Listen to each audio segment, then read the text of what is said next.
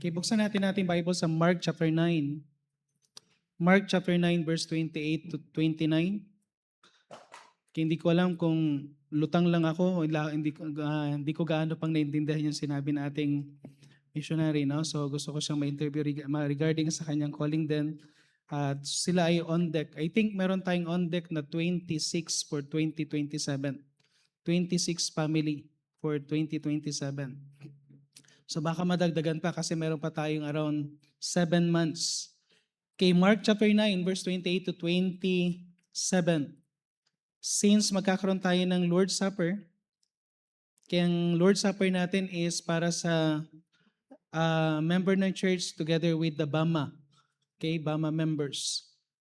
So sa mga bisita, manonood lang po kayo sa Lord's Supper together with the missionary. Okay? Pero sa BAMA lang muna tayo, no? Yung pinaka Lord's Supper natin. Okay, Mark chapter 9, verse 28 to 29. Pwede tayong tumayo? Mark chapter 9, verse 28 to 29.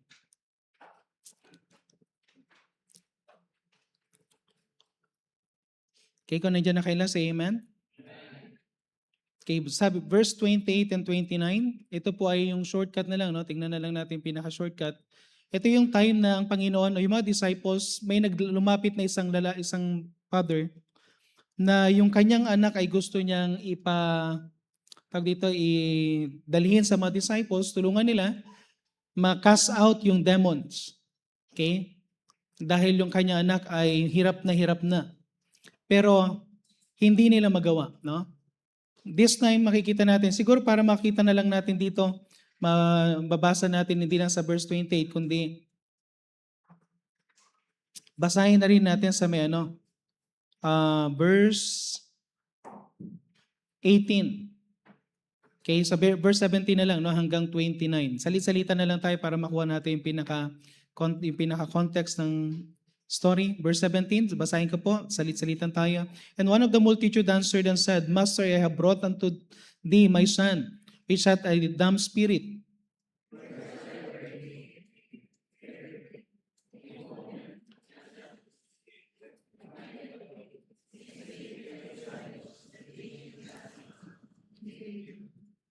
Okay, and he answered him and saith, O faithless generation, how long shall I be with you? How long shall I suffer you? Bring him to me.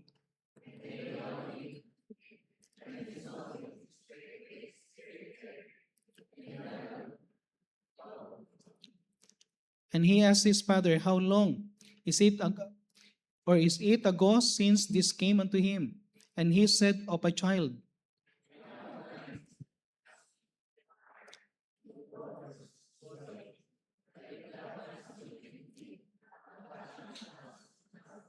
Jesus said unto him, If thou canst believe, all things are possible to him that believeth.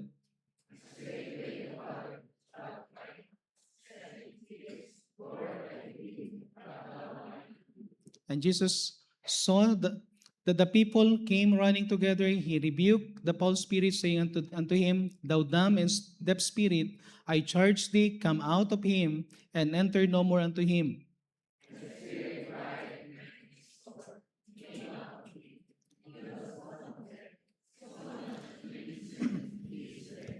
But Jesus took him by the hand and lifted him up, and he arose.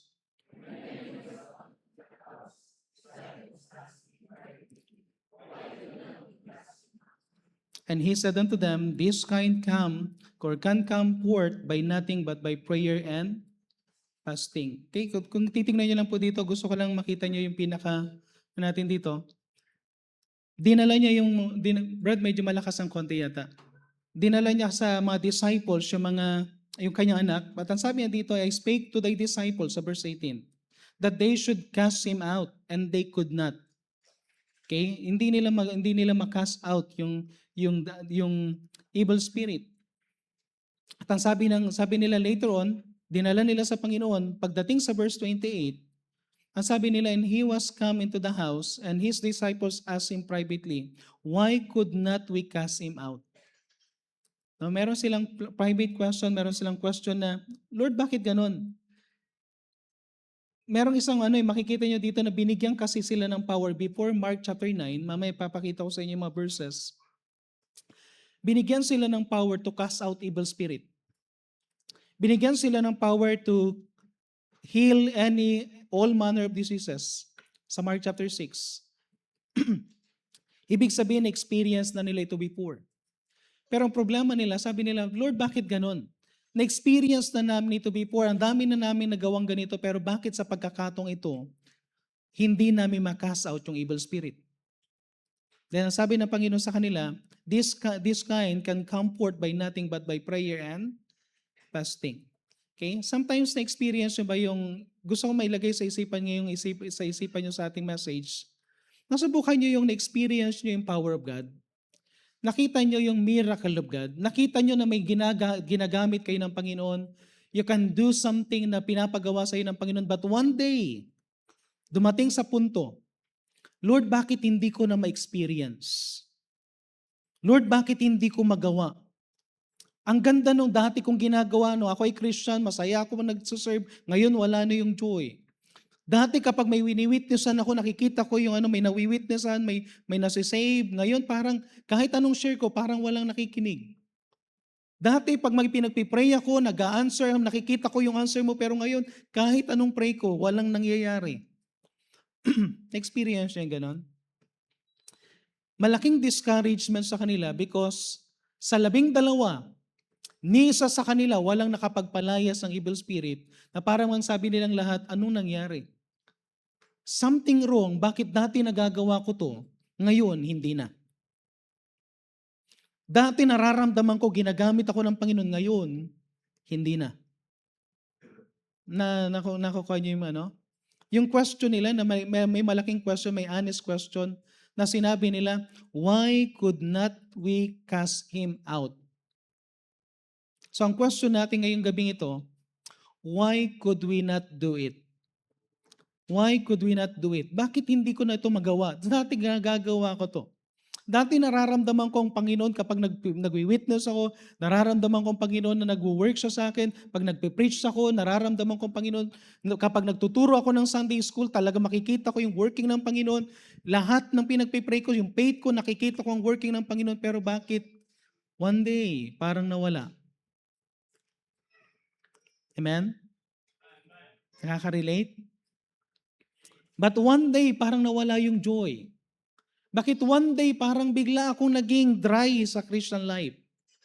Dati grabe yung pagbabasa ko ng Bible, ngayon ayaw ko ng gaanong wala na yung joy sa pagbabasa. Dati grabe ako mag-pray, pero bakit ngayon nawala? Amen? Parang yung katanungan na, why could we not do it again? Bakit hindi ko na magawa ito? Dati naman nagawa ko. Okay? So I pray na maging blessing ito as we ask ourselves, tingnan natin baka may mga bagay na kailangan nating ayusin sa buhay natin. Amen? Okay, so tayo po muna yung manalangin. Let's pray. Heavenly Father, muli po Panginoon, kami pong muli dumudulog sa inyong trono. Samahan niyo pong muli kami, Panginoon, sa aming mapapakinggan na mensahe. Lord God, I pray na bigyan niyo po ako ng kalakasan. Bigyan niyo po ako, Panginoon, ng strength. Na I pray na dalayan ko po na ma-concentrate ko, Panginoon, ang aking mind din po sa pagpipreach sa inyong salita. At dinadalayan ko rin po, Panginoon, na tulungan niyo po, Panginoon, ng bawat isa na ito po ay mangusap po sa amin. I pray for the Holy Spirit na mag-work, Panginoon. I pray na bigyan niyo rin po kami ng wisdom, ng pangunawa, at ito po ay tunay na magkaroon sa amin, Panginoon, ng impact, ang mensahe na aming mapapakinggan. Lord God, kayo nawa, Panginoon, ng maitaas sa aming kalagitnaan. Kayo, Panginoon, ng tunay na kumilos po. I-rebuke niyo po kami, Panginoon, kung kinakailangan.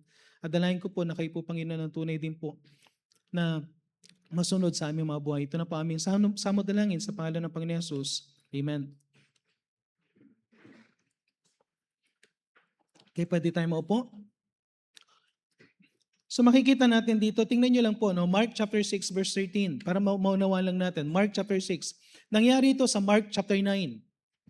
Okay, sa Mark chapter 6, ang sabi dito, and they cast out many devils. Okay? Marami silang na-experience. Yung mga disciples, they experienced to cast out many devils. The same thing. May bata, may mga, hindi ko alam kung anong mga edad, pero naka-experience na sinapian ng evil spirit, na-cast out nila, and anointed with oil, many that, sabi dito, with oil, many that were sick and healed them. Gumaling, no? At kung titignan natin yung cross-reference sa Matthew chapter 10 verse 1, Matthew chapter 10 verse 1, and when he had called unto him his 12 disciples, he gave them power against the unclean spirits to cast them out and to heal all manner of sickness and all manner of disease. Okay, during that time, no, mga disciples ang nakakagawa niya, na huwag niyo sabihing nagagawa natin yan. Amen? Okay? At sa panahon natin ngayon is nasa ano tayo, sa praying. Okay? Pero isang bagay na makikita natin, bakit nagagawa nila noon, bakit ngayon hindi na? Okay? Bakit noon nakikita natin yung working ng Panginoon sa buhay natin, ngayon para bang very dry na tayo at naghahanap tayo ng, okay, sometimes sa Christian life natin, para tayong hindi mo maintindihan kung anong hinahanap mo. Naisubukan nyo ba yung pakiramdam na hindi mo alam kung ano yung bagay na gustong mong gawin sa buhay mo? Hindi mo alam kung saan ka patungo? Hindi mo alam kung ano yung, para kang isang babae na naglilihin na hindi mo alam kung anong gusto mong kainin? No? Nasubukan niyo yun? Yung nagtatanong ka, Lord, ano ba talagang gagawin ko? Lord, ano ba talagang, saan ba ako pupunta? Lord, ano ba talagang mangyayari saan ba ako talaga sa ministry? Ba ako talaga o hindi? Ito ba yung dapat kong gawin? Ano yung mga dapat ko? Litong-lito ka na. Okay? Na hindi mo alam kung saan ka, ano magiging decision mo, at the same time talagang hindi na katulad dati na kapag nagbabasa ka ng Bible, talagang umiyak ka. Pag nagpe-pray ka, talagang nakikita mo yung napakalapit mo sa Panginoon. Pero ngayon, parang napakalayo ng Panginoon sa'yo. Parang napakalamig ng puso mo sa Kanya. Parang pagdating sa preaching, ang dami mo nang pinakikinggan na preaching, pero every time natin ka sa church, parang kang walang naintindihan. Nag-devotion ka pero walang pangungusap. Nagbasa ka ng Bible mo, 3 chapters, pero walang ni isang verse na nag-speak. Okay? Para bang, Lord, anong nangyari? Lord, bakit ganito? Ba't hindi namin na-experience ito? Samantalang noon, na-experience ko naman ito. Samantalang noon, makita niyo yung ginawa ng Panginoon sa kanya, binigyan sila ng lahat ng kailangan nila to experience victory. But during that time, nakakalungkot, sabi ko nga sa inyo, ni isa sa 12 walang nagawa.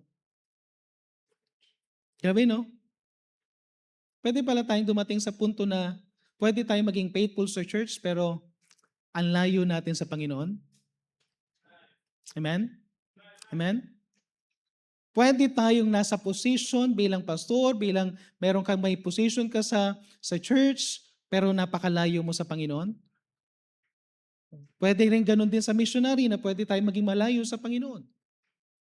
Na kahit na anong ginagawa natin, na para bang gumagawa lang tayo, pinalalagpas lang natin, sino-survive na lang natin ng bawat araw, bawat oras, at hindi na natin na-experience ang working ng Panginoon. Para ba yun ang malaking katanungan sa kanila, Lord, bakit ganun? And nag-ask sila privately. Hindi sila nag-ask during the time na nandun sila doon sa isang bata na pinapagaling. Hindi sila nag-ask during sa time na ang daming tao, kundi pumunta sila talaga sa Panginoon privately. Na nahihiya sila siguro, nagtatanong, malaking question sa isipan nila, Lord, bakit noon ganito ang nagagawa ko, ngayon hindi ko na magawa? Bakit noon ganito yung nangyayari sa ministry ko, bakit ngayon wala na? Amen? Amen? Ewan ko kung nasusubukan niyo magtanong sa Panginoon ng ganyan. There are times na kapag nagpipreach bilang pastor, may mga times na hindi namin sukat akalain na yung mga message sa maliliit, yung mga simpleng message God could use. And I thank God kapag may nagtatestify na, Pastor, yung preaching mo na to, ito yung nangusap sa akin. Thank God for that. Pero may mga pagkakataon na gusto kong bumaba sa pulpit. Amen? Amen? Alam niyo ba yon? May mga pagkakataon na parang gusto mong bumaba sa pulpit that even you are giving your best, parang bang walang nangyayari. Na ikaw mismo, hindi ko alam kung may pinapangusap sa iba, but ikaw mismo nararamdaman mo walang Panginoon. Pwedeng mangyari yun anytime. Anytime. Okay? At siguro, isang alarming na sinabi ng Panginoon sa kanila, Anong nangyayari? Then sinabi ng Panginoon, this kind can come forth by nothing but by prayer and fasting. Hindi ako mag-speak about prayer and fasting. Pero ano ibig sabihin ng Panginoon pag sinabing kailangan mo mag-pray at mag-fast? Ano ibig sabihin ng Panginoon na kailangan mo mag-pray at mag-fast? Kailangan mo mag-pray at mag-fasting. Ano ibig sabihin ng Panginoon? You need to ask God. You need to search God. You need to allow God to search. Magpipray ka, magpapasting ka para makita mo what is something wrong. Kailangan mong i-desire. Kailangan mo talagang ayusin. Para bang ganito? Di ba pag ikaw ay driver, may sasakyan ka, may narinig kang tunog, kontento ka bang nagdadrive na may tumutunog, lumalagitik? Di ba pag may narinig kang ganun na tunog at lalong palakas ng palakas, anong tendency? Saglit muna, kailangan ko munang ihinto yung sasakyan, kailangan ko i-check kasi baka may nahuhulog na, baka malapit na ako sa punto na maaksidente ako dahil something wrong sa sasakyan. Tama? Amen? Ginagamit mo yung rice cooker, biglang may pumitik na parang na something wrong na hindi nangyayari before nung gagawin mo. Saglit, patayin ko muna, i-check ko muna. Para sa Christian life natin, sometimes we need to stop for a while at i-check natin what is something wrong. Bakit hindi ko na ito na-experience? Kasi kahit anong gawin mo, kapag hindi mo, parang yun, kapag may sakit ka, di ba? Kaya nasubukan nyo ba yung biglang merong something na masakit sa'yo? At patagal ng patagal, pasakit ng pasakit, anong gagawin mo? Di ba sasabihin mo sa sarili mo, I need to have a check-up. Amen? Amen? Amen? Kasi pag hindi ka nagpa-check up, baka magulat ka na lang. Bukas, nasa Panginoon ka na. Amen? Amen? Okay? May mga tayo sa ganun din sa spiritual life. Pag nakikita mo na para bang ang lamig-lamig na ng Panginoon, parang something wrong, then we need to stop for a while, i-check natin yung sarili natin. Okay? Meron lang akong 5 bagay na dadaanan. Amen? Something wrong. Bakit may mga something wrong? Number 1, pag-pray natin ito. Ito yung mga bagay na bibigyan ko kayo ng yung sa bawat talata is dati nagagawa nila pero bakit biglang huminto? Okay? Joshua chapter 7 verse 1. Joshua chapter 7 verse 1. Kung titignan natin in Joshua chapter 7 verse 1 for the sake ng time and for the sake na ito ay pagkatapos tinalo ng bayan ng Israel ang Jericho. Paano nila tinalo yung Jericho? Isang walled city, isang city na for several years, siguro kung may nagtangkaman na pumasok sa kanila, mag-conquer sa kanila, walang nagawa because of the wall of Jericho. Napakatindi ng wall of Jericho. Pero nung ginawa ng Panginoon, sabi ng Panginoon sa kanila, ikutan nyo ng 7 days. One time for the 6 days, on the 7th day, 7 times, kaya 13 times nilang inikutan, bumagsak yung wall of Jericho. Amen? Walang kahirap-hirap, tinalo nila yung Jericho. Pero bakit pagdating sa AI, artificial intelligence, amen? Okay? Bakit pagdating sa AI, bigla silang bumagsak? Bakit pagdating sa AI, sa Joshua chapter 7 verse 5, ano lang ating Brad, yung Joshua chapter 7 verse 5 muna. Ang sabi dito, and the men of his AI smote of them about 36 men. For they chased them from before the gate even unto Shirabim and smote them on the going down, wherefore the hearts of the people melted melted and became as water. Ang yabang nila that time. Natalo nilang napakatinding bayan ng Jericho na hindi natatalo ng ibang mga ibang tao. At ang sabi nila kay Joshua, wag na natin ipadala lahat. Tama na yung 3,000, kaya na yung 3,000 yan. Para bang sinabi nila, kung ito nga napabagsak natin na walang kahirap-hirap, siguro kahit 3,000 lang, pwede na yan. Alam niyo yung confidence na gano'n? Tapos biglang 36 patay. Pagbalik nila, 36 patay na. Pagbalik nila, ang dami nilang sugat. And every people, sabi dito, na discouraged kasi bakit ganun? Even si Joshua nagtanong, Lord, anong nangyari? Hinirent niya yung kanyang clothes. Anong nangyari, Lord? Ito lang, nagkaroon kami ng victory, ngayon biglang bagsak. Okay? Then sabi ng Panginoon sa Joshua chapter 7 verse 1, But the children of Israel committed a trespass in the accursed thing. For Achan the son of Carmi, the son of Sabdi, the son of Serah, the tribe of Judah, took up the accursed thing, and the anger of the Lord was kindled against the children of Israel. Anong nangyari? Because they took an accursed thing. They took an accursed thing. Merong accursed thing na inano sila.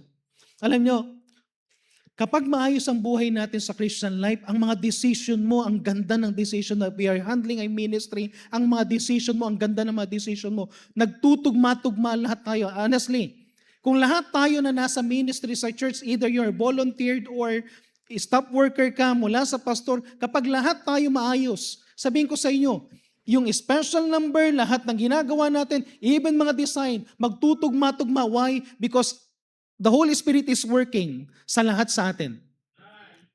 Pero once na hindi maayos, makikita mo, bakit yung iba tumutugma, bakit ako hindi tumutugma? Nakukuha niyo yung ibig sabihin? Mararamdaman mo sa something wrong, bakit yung iba nagkakasundo, nakikita nila yung ano, pero bakit ikaw biglang lumamig? May something wrong. At mag-ingat tayo, baka merong accursed thing sa buhay natin. At ano yung mga accursed thing na pwedeng ano ng Panginoon sa atin? Kung titingnan natin, tingnan niyo sa may 1 John, no? Yung mga tawag dito yung anong verse yung pinakaano natin sa may yung lust of the flesh. 1 John chapter 2, I think.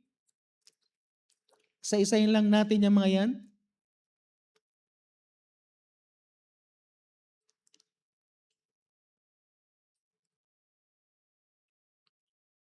Paano nga lang, Brad, pahanap nga yung pinaka-text na yun, yun ang gusto kong may-emphasize kasi ito ay patungkol sa ano.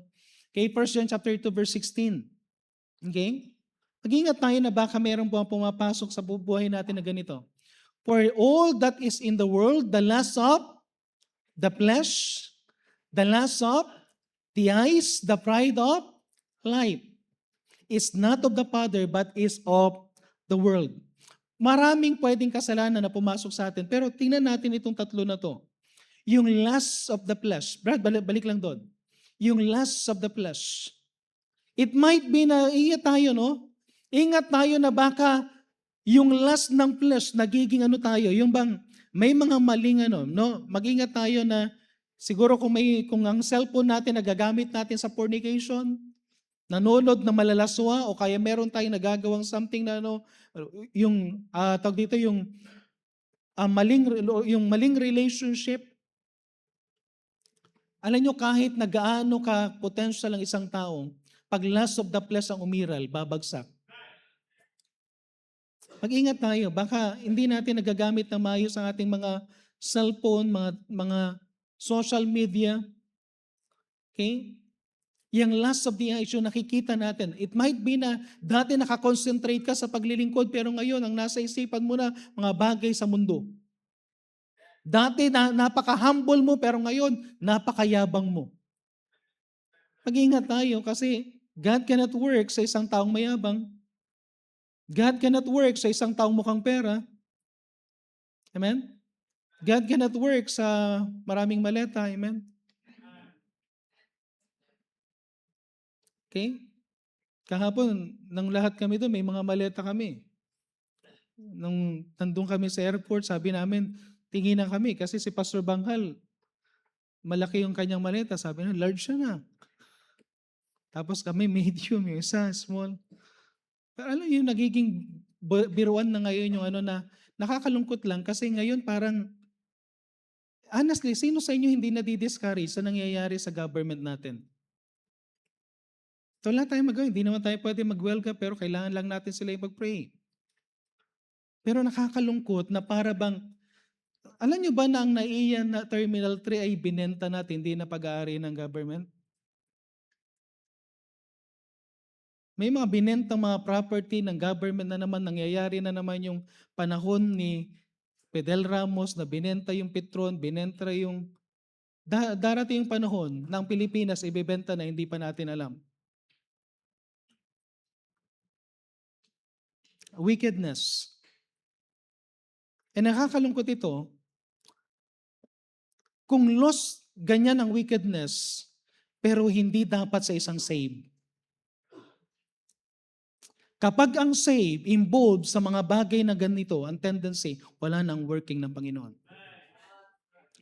Kapag ang isang save, hindi na kayang mag-stand for what is right, hindi na kayang mag-stand na ang Sunday ay para sa Panginoon, ibubuksan na yung business, even Sunday, magtatrabaho na even Sunday because of the gusto kumita lang ng pera, mag-ingat tayo.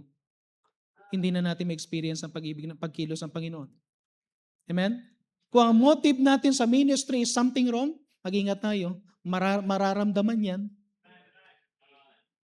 Amen? Mararamdaman yan. Okay? Yung bumabagsak na ng fornication is very normal na. Darating panahon, I pray sa mga young people natin. Pag-pray natin to, no? I pray na bumalik tayo doon sa situation na yung bang sa sobrang pag-iingat mo, lahat ng paglabas may chaperon. Brother Marlon, di ba may chaperon? Nung ligawan nila Brother Marlon, may chaperon. Sabi ni Pastor Ken Saavedra sa Sister Lara, sabi nila, hindi sila lumalabas ng walang chaperon. Si Pastor, si missionary Hannah and Orlando Dapiawan, hindi sila lalabas ng walang chaperon. Why? Takot na takot sila na bumagsak sa fornication. And I pray every young people, every man dito sa church, even married, matakot tayong bumagsak sa fornication and adultery. Amen? Yung matakot tayo. Alam niyo kung bakit? Kapag wala na tayong takot, ang tendency, hindi na natin ma-experience ang working ng Panginoon.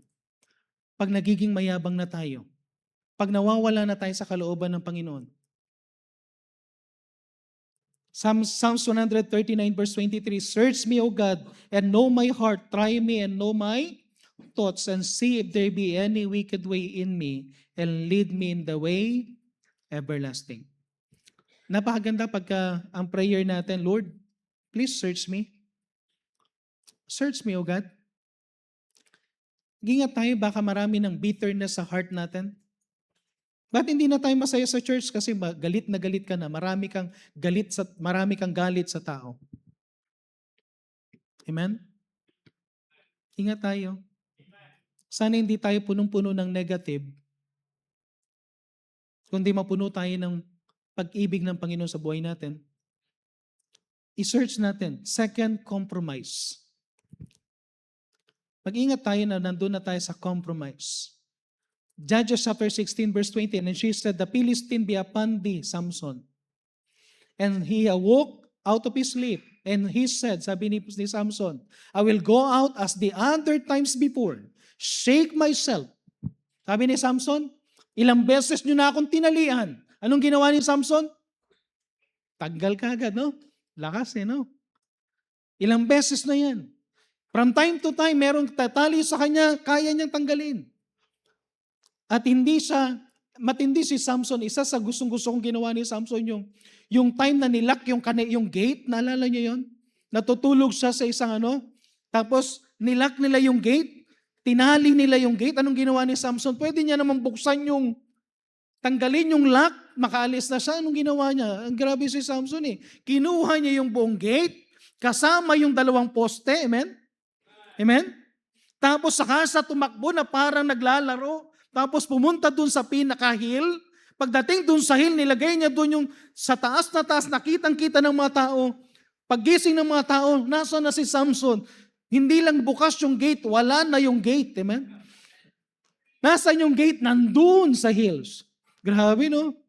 Imagine mo si Samson lang ang naging judge na walang soldier. Nakapatay siya ng napakaraming Philistine in his life na walang soldier. Imagine yung ginawa niya. Ilang paxes ba? 30 paxes ba ilang paxes ba yung ginather niya? Imagine mo yung lahat ng yun. Hindi ko alam kung gaano kabilis si Samson na nahuli niya lahat ng paxes na yun. Tapos tinali niya sa buntot. Tapos nilagyan niya ng apoy sa gitna. Tapos nagwala sila. Tapos nasunog yung tanim ng mga Philistine. Imagine mo yung lakas ni Samson. Pero that time, sabi niya, kayang-kaya ko to. He awoke up, sabi niya, I will go out as the other times before, shake myself and wish not. Itong problema, that the Lord was departed from him. Akala niya makakalusot uli siya. Akala niya makakatakas siya. Akala niya maliligtasan niya. Pero nagtaka siya nung time na tatanggalin niya na yung nakatali. Wala na siyang lakas. At hindi nakakatakot yung wala siyang lakas. Ang nakakatakot na wala na ang Panginoon sa kanya. Nawala ng Panginoon. Ano yung problema ni Samson? For the sake ng time, makikita nyo, yung sa Judges chapter 13, verse 25, i-take note nyo na lang to. Judges 13, verse 25, Judges chapter 14, verse 6, Judges chapter 14, verse 19, and Judges chapter 15, verse 14. Lahat ng verses na yan, makikita nyo isang bagay. The Spirit of the Lord came mightily. The Spirit of the Lord worked. Alam nyo ba, nung sinilang pa lang si Samson, sa Judges chapter 14, verse 6, sinabi na kagad, the Spirit of the Lord work mightily? Ano pa lang ito ha? Ay sa Judges chapter 13 verse 25 pala. Judges chapter 13 verse 25. Kapapanganak pa lang ni Samson, ang Holy Spirit nagmumove na sa kanya. Amen? Amen? Grabe no? Alam niyo isang pinakamagandang pinagpipray na isang Christian? Yung mag-work ang Holy Spirit sa iyo. Yung from time to time, makikita mo yung power ng Holy Spirit nag-move sa'yo. But one day, bakit biglang nawala? Alam niyo yung ginawa dito? Compromise. Anong ibig sabihin ng compromise? Compromise is the gradual surrender of God's truth. Pakilagay nga yung pinaka, no? Gradual, hindi agad-agad. Ganito ang nangyayari sa compromise. Habang tumatagal, unti-unti, dati naniniwala ka dito, ngayon hindi na, dati naniniwala ka dito, ngayon hindi na, ito pinaniniwalaan mo, ngayon hindi na, ito pinaniniwalaan mong truth, ngayon hindi na, hindi mo napapansin, marami ka ng truth na hindi na pinaniniwalaan. Amen? Amen? Para bang yung sinasabi sa 1 Timothy chapter 3 verses 1 to 7, yung qualification, ngayon hindi na pwedeng, wala na raw yung qualification. Ano yung tendency na isang truth after truths? Dati, para bang dati, hindi tayo pwedeng magsuot ng ganito dahil hindi accepted, pero ngayon accepted na. Pagbagsak unti-unti ng truth. Pagbagsak ng standard. Dati ang standard mo, bawal ka makipag-usap, yung hindi ka didikit sa mga babae, kundi may distansya, pero later on, dikit na dikit ka na. Alam niyo yung mga standard na pababa ng pababa? Yung standard na pataas ng pataas, iba nang tumataas no? Yung skirt ng tumataas, ibig sabihin bumababa yung standard natin. Okay? Pag nawawala na yung conviction, why? Para masatisfy ang personal desire. Para masatisfy ang personal desire. Avoid discomfort, gain acceptance, conform to the worldly influence. Yan yung compromise. At alam nyo kung anong nangyayari, kung bakit nagkakaroon ng compromise? Compromise happen ganito. Kapag partially we obey, we partially obey instead of fully obeying God. Dati, fully obeying God ka, 100% sumusunod ka ngayon, konti na lang, partial na lang. Mag-ingat tayo pag nagsimula na tayo dati gusto natin 100%, ngayon 90%, dahil susunod 80%, susunod 70%, susunod 60%, susunod 50%, at hindi mo na mamalayan, nandun ka na sa less than 50% ng standard mo. Mag-ingat tayo when we justify sin rather than repent on it. Yung bang dapat nagsisisi tayo sa kasalanan, nahihiya tayo sa kasalanan, pero ngayon, justify. Mag-ingat tayo doon. When we value human approval more than God's approval, mag-ingat tayo. Nagkakaroon na ng compromise. Yung dating hindi pwede, ngayon pwede na. We lower God's standard to fit our desires. Yan yung nangyayari kapag nagkakaroon tayo ng compromise. Alam nyo, merong isang illustration dito, yung ship does not sink because it is surrounded by water. Ano niyo ba yung ship? Hindi yan, pakilagay yun sa may illustration, Brad, sa bandang dulo. Because it is surrounded by water. Actually, ang nagpapalutang sa ship, yung nakasurround sa kanya ng water, tama? Pero ang problema ito, it sink when water gets inside the ship. Nakuha niyo? Hindi lulubog yung ship kapag nasa paligid lang yung tubig. Alam nyo, kahit ng isang Kristiyano, ilagay mo yan sa gitna ng mga laws. Kung may standard yan at maayos siyang sa Panginoon, hindi yan basta-basta babagsak. Babagsak yan pag inalaw niya na yung impluensya ng mundo pumasok. Amen? Kaya ingat tayo sa church kapag ingat tayo na kung ano-anong pinapasok natin na klase ng music. Kung ano-anong klase ng design. Someday, pag binago natin to, baka sabihin, Pastor, baguhin na natin yung stage natin. Dapat meron na tayong iba-ibang ilaw dyan. Tapos dito, dark na yan. Tapos dito, wala nang ilaw. Ang maliwanag lang yung stage. Tapos ang song leader, mahaba na yung buhok. Tapos, ingat tayo kapag dumating na tayo sa punto na ganun. Okay? As I pray na dun sa mga musician natin, kabisado nyo pa rin kung ano yung tamang klase ng music. Kasi kaming walang alam sa music, kanta lang kami ng kanta. Amen? Amen? Kayong nakakaalam sa music, kayo dapat yung magbantay sa music. Amen? Amen? Okay? Mga susunod na panahon, magkakaroon tayo ng pulpit committee. Isa sa pulpit committee, kapag may mga guest speaker tayo, kahit anong speaker yan, kahit na sino speaker yan, kahit na anong commissionary yan o pastor, palaging magpiprepare tayo ng message. Kasi hindi magpipreach kapag naka-jeans.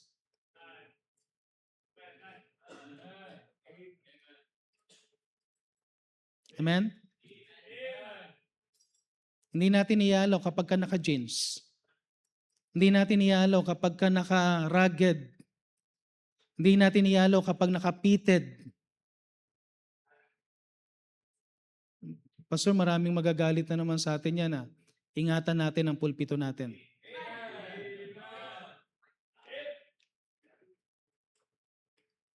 Amen? Pag-pray natin yan. Mag-ingat tayo sa mga special number ng mga guest natin. Kaya kayo mga nasa music, bantayan nyo. Baka pag pinakanta natin dito, biglang kakantayan ng O Ginoo, miss na miss kita, no? Okay? Ingat tayo. Compromise. Pumapasok na ang mundo, nagiging katulad na tayo ng mundo. Number 3, covetousness. Covetousness. Sabi dito sa Luke chapter 12 verse 15, and he said unto them, take heed and beware of covetousness, for a man's life consisteth not in the abundance of the things which he possesseth. Mag-ingat tayo sa covetousness. Ang example ko dito yung si Hophni and Phinehas. Pero magandang example din si Gehazi. Kilala niyo si Gehazi, servant ni Elisha? Okay? Si Gehazi, ang dami niyang pag mayroong mga inuutos si Elisha, si Gehazi ang pinapapunta. Tapos, siya kumbaga ang daming na-experience ni Gehazi. But one day, narinig niya si Elisha. Dahil si Naaman, napagaling ni Elisha, tapos si Naaman, nagbibigay siya ng reward kay Elisha. Tapos sabi ni Elisha, as the Lord our God liveth, hindi ko tatanggapin yan. At gusto niya ipakita na hindi niya pinagaling si Naaman para sa prize. Pero nung ginawa ni Gehazi, pinuntahan niya, nagsinungaling, sabi ni master ko, pasensya ka na pero pinahabol ako dito ni master ko. At bigyan mo raw siya ng kinukuha niya na yung, mag-ingat tayo kapag kayong, dati hindi tayo mukhang pera, ngayon na ginang mukhang pera, amen? Amen? Mag-ingat tayo na para bang may mga nagiging covetous na sa buhay natin. Sa 1 Samuel chapter 2 verse 16, bilisan ko na lang. Si Hophni and Phinehas. Okay? Anong ginawa ni Hophni and Phinehas? Doon sa offering, dapat ang ibibigay lang sa kanila ito lang. Pero ano sabi niya? Nay, sabi niya dito sa may as thy soul desired, then he would answer him, nay, but thou shalt give it me now. Grabe no, very demanding no. Ibigay mo to sa akin. Kung hindi, I will take it by force. Grabe no. Parang hindi nanggagaling sa isang priest, ano? Amen? Amen? Okay? Mag-ingat tayo, baka kuminsan, karapatan ko to. No? Alam nyo, sinabi ng isang DepEd official, ibalik natin sa mga guro ang karapatang magparusa at magpalo.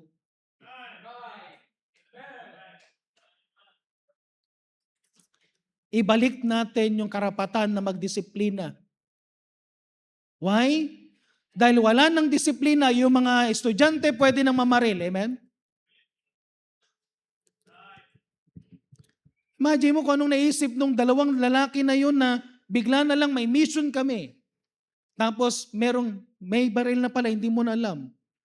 Yung babae na nagalit lang, hindi natin alam kung anong dahilan ng babae, pero hindi alam ng mga estudyante, ng mga kaklase niya, akala nila, inaano lang sila, pero hindi nila alam na meron na palang knife. Napito na palang nasaksak.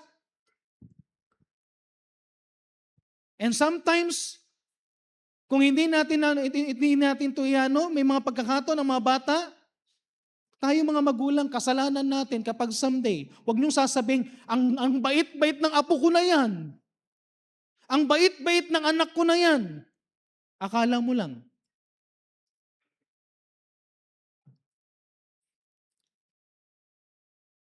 Mag-ingat tayo na baka may mga ano tayo na yung mga anak natin, yung bang para bang, yung dating kanta natin dati ng bata tayo, di ba yung bubukang bulaklak, sasarang bulaklak, ano yun?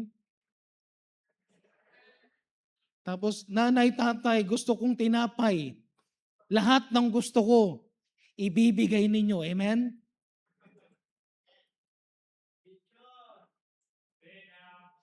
Ay mag-ingat tayo kapag ganyan na yung mga kanta ng mga anak natin. Mag-ingat na tayo na lahat ang gusto nila ibibigay. Pag hindi nyo ibibigay, para bang demanding pa, no? Lahat ng gusto, ano yung sabihin? Lahat ng gusto ko ay susundin ninyo. Ano? Ang magkamali, sino yung pipingutin? Yung nanay?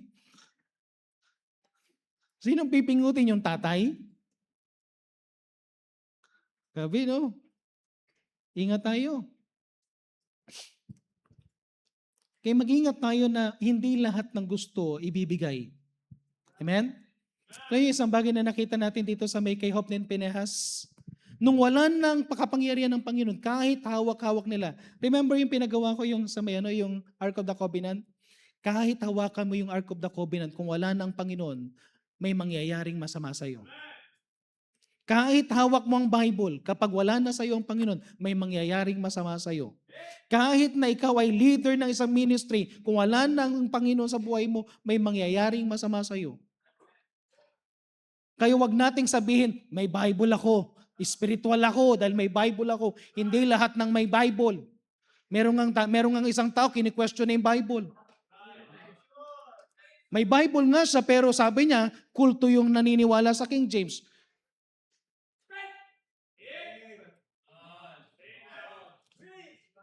Hinawakan mo pa yung King James, di wag ka na mag-King James. Maghanap ka ng Bible mo na original autograph na sulat ni Moses, sulat ni Pablo para inspired.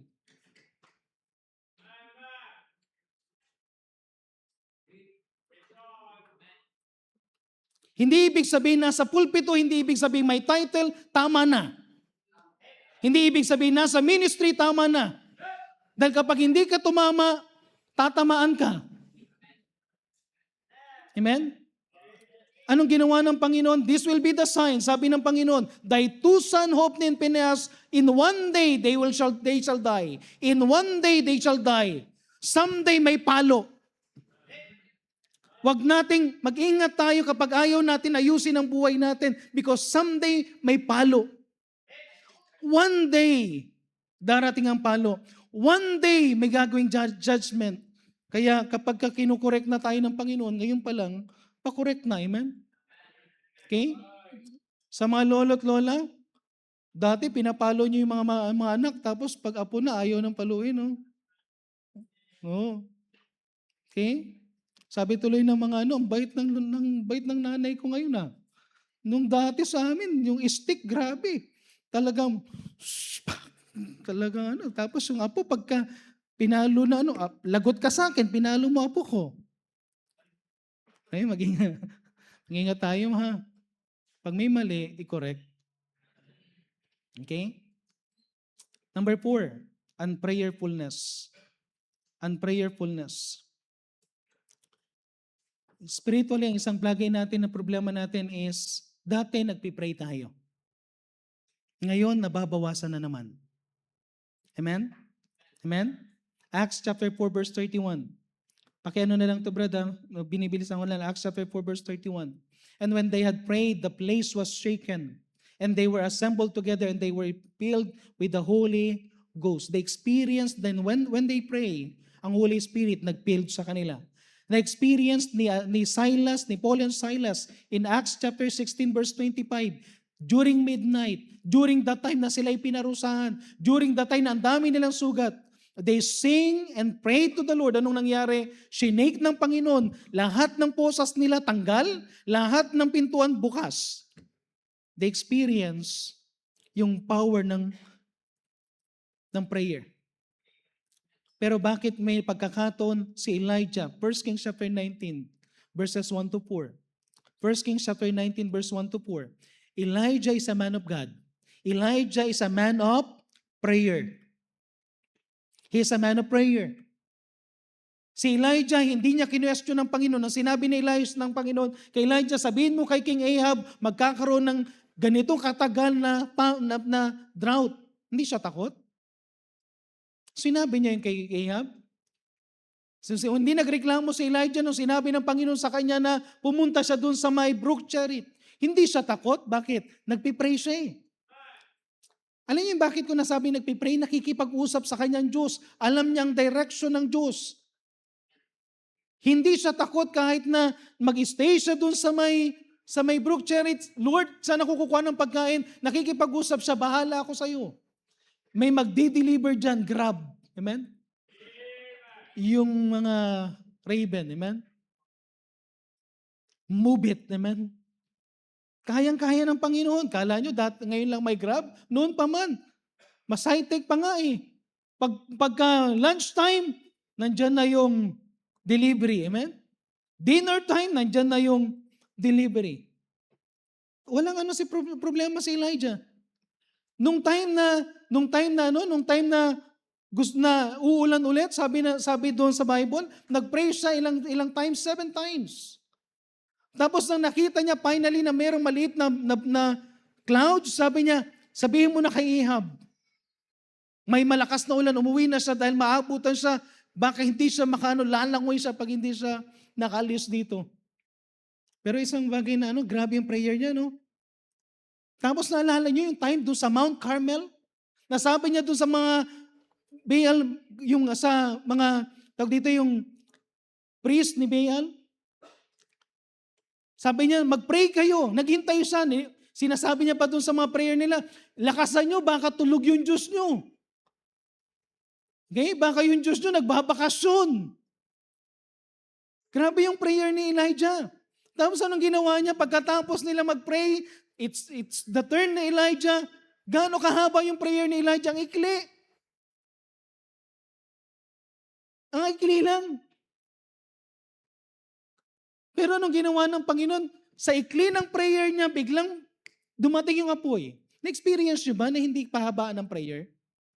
Sometimes kahit na may ikli lang yung prayer mo, basta sincere, nag-work ang Panginoon. Pero problema natin, isang araw ka na nagpipray, wala pa rin. Buong gabi, wala pa rin. Si Elijah, grabe yung prayer niya. But one day, sabi dito ulit, sa may pagdating doon sa may 1 Kings chapter 19, Brad. 1 Kings chapter 19, verses 1 to 4. And Ahab told Jezebel all that Elijah had done, and withal, he had slain all the prophets with the sword. Nung sinabi ni Ahab yung ginawa ni Elijah kay Jezebel sa verse 2, pakiano na nga lang sa verse 2, and Jezebel sent a messenger unto Elijah, saying, so let the gods do to me, and more also if I make not thy life as thy life of one of them by tomorrow about this time. Verse 3, anong sabi dyan? When he saw that, he arose, went out for his life. Anong nahalata nyo kay Elijah that time? Anong nahalata nyo kay Elijah that time? Si Elijah dati, from time to time, he prayed, pero this time, hindi mo siya nakitang nag-pray. Alam niyo kung bakit tayo nadi-discourage? Sino sa inyo na-discourage na? Bakit tayo na-discourage? Hindi tayo nag-pray. At kapag hindi tayo nag-pray, hindi ka lang madi-discourage. Verse 4, and he himself went a day journey in the wilderness. Hindi ka lang discouraged. Anong gagawin mo? Hahanap ka ng isang lugar, hindi mo alam kung saan ka pupunta. Siguro lahat na nakasalubong dyan saan ka pupunta, hindi ko alam. Saan ka pupunta? Hindi ko alam. Basta. Wala kang direction. Then pagdating dun sa Juniper tree, anong sabi niya? It is enough now, O Lord, take away my life, for I am not better than my fathers. Amen? Alam niyo, pag hindi ka na nagpipray, ang susunod na gagawin mo, namatay na lang kaya ako. Amen? Subukan niyo ba yung wala nang saysay ang buhay ko, mamatay na kaya ako? No? Talon kaya ako dito sa ilog, no? Buti pa yung isa merong isang gusto magpakamatay eh. Sabi niya, talon ako dito sa building. Tapos naalala niya, pag bumagsak ako dyan, unay mukha ko ang pangit. Papangit ako, wag na lang. Amen? Tapos sabi niya, magbibigti ako. Tapos naisip niya, pag nagbigti ka, lalabas yung dila. Sabi niya, wag na lang, pangit. Buti na lang, medyo beauty conscious kaya hindi nagpakamatay. Amen? Kasi ang dami ng lahat ng nasa isip niya Pero sana, hindi ka ma-discourage to the point na gusto mong mamatay na dahil hindi ka nag-pray. Amen? Ayun sa yung bagay na kailangan sabi lang ng Panginoon, di ba? It is I, be not afraid. It is I, be not afraid. Anong kailangan lang natin gawin? Balikan natin ang Panginoon, pray. Balik ka ulit sa Panginoon, pray. Lumuhod ka ulit. Pastor, walang nangyayari, luhod ka lang. Just pray. Amen? Hindi ko alam kung paano ka i-encourage sa Panginoon, just pray. And lastly, unbelief. Ano yung una? Accursing. Second, compromise. Third, covetousness. Fourth, unprayerfulness. Number 5, last, unbelief. Mag-ingat tayo pag hindi na tayo naniniwala sa Panginoon. Ang sabi diyan sa Mark chapter 9 verse 23. Ang sabi na, balikan natin sa Mark chapter 9 verse 23. And Jesus said unto him, if thou canst believe, all things are possible to him that believeth. Ano sabi ng Panginoon? Ganda, no? All things are possible to him that believeth. Okay, si Pastor Oliver Curato, meron siyang teleprompter glass. Yung teleprompter glass niya, sino nakakalam ng teleprompter glass? Yung makikita mo yung nakasulat dito, makikita mo dito. Kahit na tinitingnan ko kayo sa mata ko, sa salamin na yon, may makikita kang nakasulat na Kaya pag magpipreach ka, kala nila memorize mo, no? At meron siyang salamin. At kapag nakakonekta yan sa computer, makikita mo yung pinapakita niya sa laptop niya or sa tablet niya. Pero meron siyang yung default na kapag tumingala ka, pag tumingala ka kahit hindi nakakonekta sa may makikita kang isang verse. All things are possible to him that believeth. All things are possible to him that believeth. Isang verse yan na palaging nilalagay ni Pastor Oliver sa kanyang isip. Si Pastor Oliver yung very timid si Pastor Oliver, very introvert siya pero grabe ang faith niya. Nagulat kami nang pumunta kami doon dahil yung kanilang church, tumatayo ang isang 1,000 square meter kaluwag na church nang walang gaanong ginagastos ang church. Walang gaanong ginagastos. Tapos biniro namin siya dahil doon sa may kainan namin yung plate, gold yung plate yung kulay, sabi namin, siguro apat niyan, sabi ko sa kanya, apat niyan siguro pwede na doon sa lote namin. iuwi ko na. Inibiro ko siya. Tapos nakita namin sa elevator, gold yung elevator, yung design ng elevator. Sabi ko, grabe naman, gold pati itong elevator. Sabi niya sa amin, Pastor, sabi niya, friend, kapag ibibigay, hindi ka na makakapili kung anong gusto mong kulay. Ang mamimili, yung gustong magbigay. Ibig sabihin, pati yung elevator, binigay lang.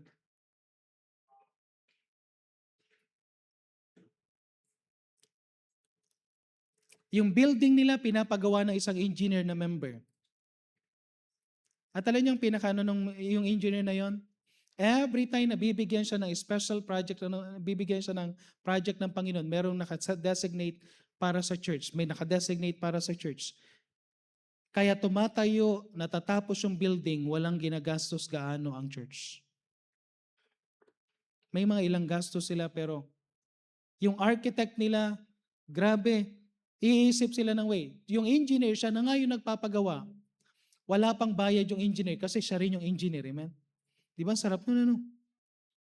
Parang, grabe yung, ano na yon.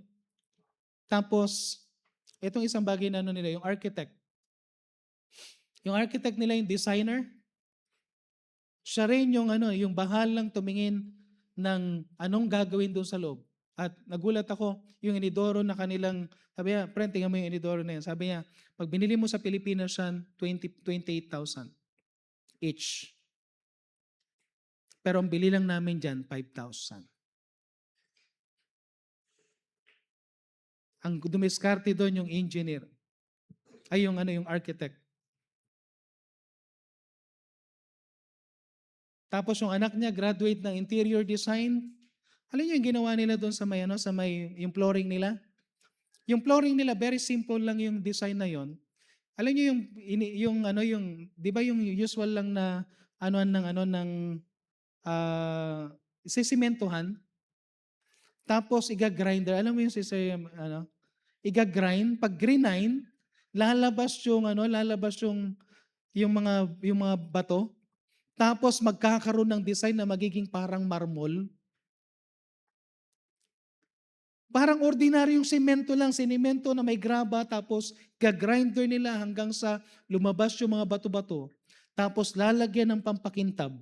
Akala mo yung buong whole way niya is marmol, yung pala, ano lang pala yun. Sabi ko, saan makakabili ng grinder?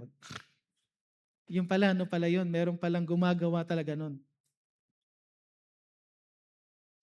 Alam ng mga nasa interior design yung mga na yun eh. Magugulat ka sa ginagawa ng Panginoon at one thing na meron sa Kanya, all things are possible to Him that believe it. Pero, one day, sinabi sa akin ni Pastor Oliver to, grabe ang faith ni Pastor Oliver. Gumawa siya ng Recon Summit, in-invite niya ang Majesty Music. Sino sa inyo nakita ng Majesty Music?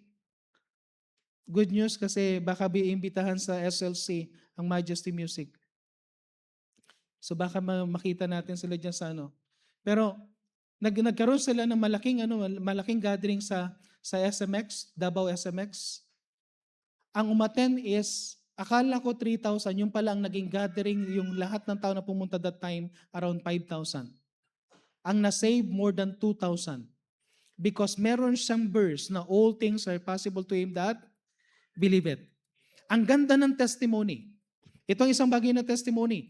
Yung lahat ng mga school na pinuntahan nila, nag-invite lang sila, tapos yung mga principal nag-agree, pinapunta yung mga bata, tapos may mga company ng bus na kinausap sila, sabi ng isang bus, Pastor, wag mo nang bayaran yung renta, gasolinahan nyo lang. Tapos yung isa, sabi niya, Pastor, wala kayong babayaran. Kami maghahatid, magsusundo. Papagamit namin yan. Parang naging part sila. Ang daming mga miracles na Pero nagulat ako sa isang statement na sinabi niya nung nag-preach sa kila Pastor Banghal. Pagkatapos ng Recon Summit, sabi niya, magre-resign ako. Ang sabi niya sa church, bigyan niyo ako ng 1 month. Magre-resign ako. Maganap na kayo ng pastor niyo.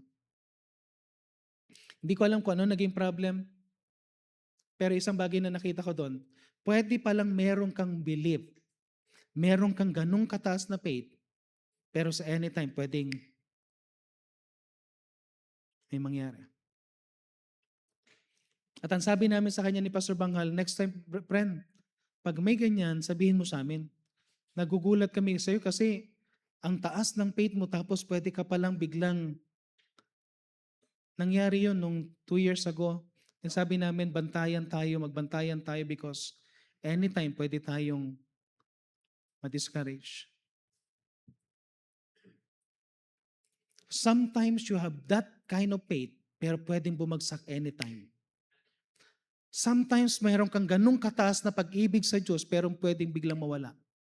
Sometimes ang dami mong nakitang experience na miracle after miracle after miracle, pero pwede palang biglang mawala kung hindi tayo nagpipray. Kung hindi tayo nagsasabi sa Panginoon, Lord, I want to believe, kahit na imposible na, maniniwala pa rin ako sa iyo. Huwag kang hihintong maniwala sa Panginoon. Amen? Amen? The best thing kapag discouraged tayo, go to your knees. At sabihin mo pa rin sa Panginoon, Lord, hindi kita maintindihan. Hindi ko maunawaan ang lahat ng nangyayari, pero maniniwala pa rin ako sa iyo. Amen? Amen? Lord, ikaw pa rin ang magbigay sa akin ng comfort, ikaw pa rin magbigay sa akin ng encouragement. Maraming mga bagay na pwedeng imposible na nangyayari sa buhay natin, pero anytime. Hindi ko alam kung saan ka area kinausap ng Panginoon. Okay? Sa mga bisita, it might be na first time mo ngayon na wala ka pang katiyakan ng kaligtasan, pero ang gusto ng Panginoon is ikaw magkaroon ng buhay na walang hanggan.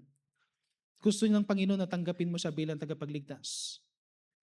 Sa ating mga members sa church, hindi ko alam kung saan sa kang area. It might be na dati kayang-kaya mong patakbuhin yung company. Kayang-kaya mo lahat ng problemang dumarating, wala kang reklamo. Pero baka one day, nagsasabi ka na rin na pagod na ako. Nagsasabi ka na suko na ako. Medyo magbago na kaya tayo na Okay? Ang i-check nyo ganito, huwag ka munang ma-discourage. I-check muna natin what is something wrong spiritually. I-ask natin sa Panginoon, Lord, search me. Amen? Lord, search me. Lord, i-renew mo yung joy, i-renew mo yung vision, i-renew mo yung things na ginagawa ko sa iyo. Okay? Pwede tayong tumayo lahat. Hindi ko alam kung saan tayo kinausap ng Panginoon. But it might be na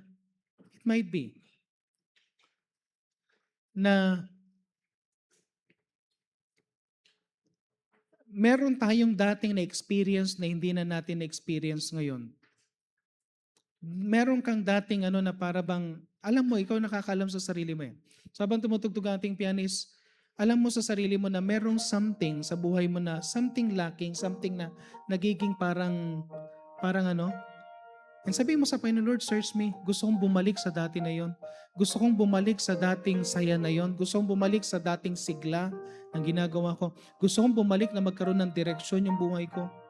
Lord, gusto kong bumalik na naki-experience ko yung blessing mo sa family ko, sa work ko, sa company, sa personal life. Kasi ang pinakamahirap na problema, yung magsinungaling ka sa sarili mo. Yung pinipilit mong sabihin walang problema pero may problema. Darating yung panahon, maniniwala ka na sa sarili mong kasinungalingan na walang problema, pero hindi mo alam, malayo ka na sa Panginoon.